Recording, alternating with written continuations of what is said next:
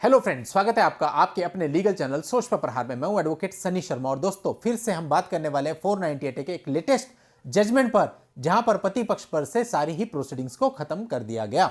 और दोस्तों अब देखिए 498 में ऐसे जजमेंट वरदान से कम नहीं होते हैं, क्योंकि इनको आप अपने मामलों में यूज कर सकते हो और जिन मामलों में क्वेश्चन होती है वो लोग भी ऐसे ही पुराने जजमेंट्स को अपने मामलों में यूज करते हैं। यदि आप इन जजमेंट्स को पूरा पढ़ेंगे तो आपको देखने में पता चलेगा कि उन्होंने भी बहुत सारे जजमेंट्स का रेफरेंस लिया। ऐसे ही आप इन सारे जजमेंट्स का रेफरेंस लेकर के आगे कोर्ट के सामने रख सकते हैं और उनको अपनी बात से कन्विंस कर सकते हैं कि मामला पूरे तरीके से आपको हैरेस करने के लिए दर्ज कराया गया है। यदि यह मामला झूठा है, लड़की के पास कोई एविडेंस नहीं है, तो क्वेश्चन के चांसेस काफी होते हैं और बाकी आपके कंटेंट पे भी डिपेंड करता है कि कंटेंट उसने कैसे ड्राफ्ट किया है। कई बार तो वो अपने ही कंटेंट में खुद फंसकर रह जाती है। तो दोस्तों आपको परेशान नहीं होना है, डिप्रेस नहीं होना है, केवल समझना है और समझने के बाद सही रणनीति के साथ केवल लड़ना है। तो दोस्तों ये पूरा मामला और इसका जजमेंट आपके सामने रखने वाला हूं, आखिर तक वीडियो में बने रहिएगा। अभी तक भी चैनल को सब्सक्राइब नहीं किया है तो हमें प्रेरणा देने के लिए चैनल को फटाफट सब्सक्राइब कर लें, ताकि रोज सुबह उठते ही हमारे मन में आए कि ढूंढना है आज जजमेंट और आपके लिए लेकर के आना है। अब दोस्तों 498 के मामले भी दो तरीके से हो सकते हैं।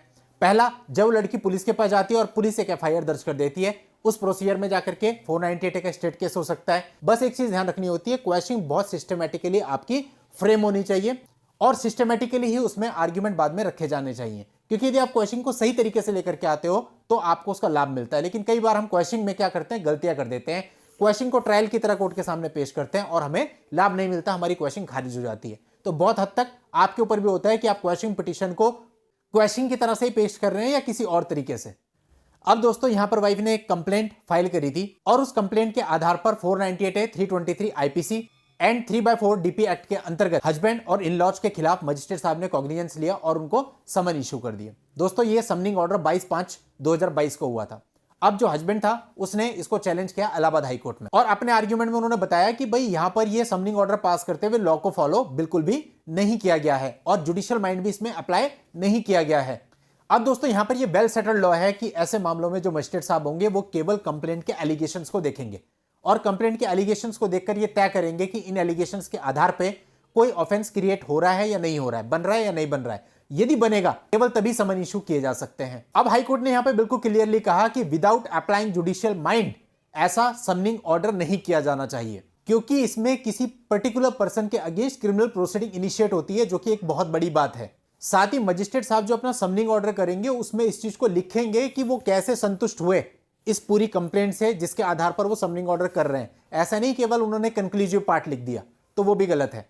और इन सब टिप्पणियों के साथ माननीय हाईकोर्ट ने इस मामले को क्वैश कर दिया, क्रिमिनल प्रोसीडिंग और समनिंग ऑर्डर क्वैश कर दिया गया और हस्बैंड और इन लॉज को मिल गई बहुत बड़ी राहत। तो ऐसे ही मामले आपके साथ भी हो सकते हैं। आपको भी ये सारी चीजें देखनी है, आपकी क्वेश्चन में भी इस मामले को और ऐसे पिछले पता नहीं कई मामलों के जजमेंट्स को ध्यान में रखकर आपको क्वेश्चन फ्रेम करनी है और देखना है कि क्वेश्चन में कौन से एलिमेंट्स ऐसे होते हैं जिनको कोर्ट नेगेटिवली लेता है, कौन से एलिमेंट ऐसे होते हैं जिनको कोर्ट पॉजिटिवली लेता है और उनके आधार पर ही आपको अपनी क्वेश्चन पिटीशन बनानी है। आप लोग की हेल्प के लिए आपको इस जजमेंट का लिंक भी इस वीडियो के नीचे डिस्क्रिप्शन में मिल जाएगा, वहां जाकर आप इस पूरे मामले की जानकारी ले सकते हैं और लाभ उठा सकते हैं। आज के इस वीडियो में इतना ही, नेक्स्ट वीडियो में नई जानकारी के साथ मैं आपसे फिर मिलता हूं, तब तक के लिए good bye and thank you for watching, take care.